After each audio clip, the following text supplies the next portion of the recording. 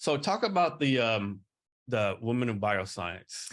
Yes, What I is that? actually just stepped down from that position, and it's for women that are in the bioscience industry. They're underrepresented, and that group is just such a wonderful group of women that are coming from all diverse backgrounds. There's actually a DE&I component to women in bioscience. They have a YWIB program, which is just getting younger girls into the sciences and math early in their educational development to kind of segue more into a healthcare environment.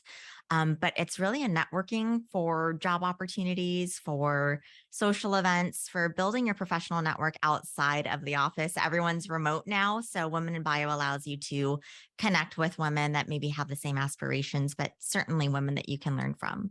And what is there certain grade or age for this? No, not at all. In fact, the Seattle chapter, many of the women work at like Fred Hutch or the University of Washington, and there's a huge life science industry here in downtown Seattle specifically. With everything kind of being decentralized, I work in the clinical trial space, specifically with decentralizing clinical trials, which means not everyone's going to the clinic. We're looking at how we can actually bring the clinical trial to a patient's home. So I saw this somewhere a long time ago, and I asked this on the podcast once before. No one has a good answer. Okay. Maybe you do or don't, right? Okay. Or just do a best guess. So I know there's somewhere out there that says like, females in elementary school, 80% of them like really love STEM, like they want to do STEM. By high school, that drops down to 10%. So somewhere from fifth grade to 10th grade, we lose like 70% interest in STEM for females.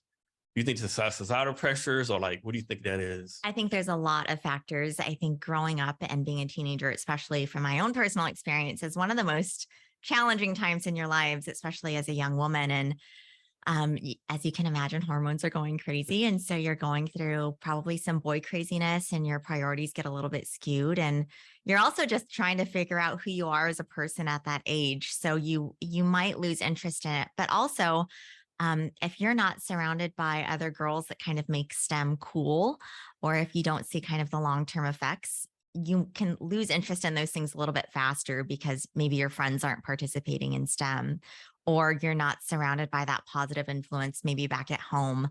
And STEM is so great, not only because it provides you with the foundational core of what you need to get into the life sciences or health or technology field, but it's really exposing you to other women who have common interest, or you're just kind of synergizing off of even your differences that you have with other young women.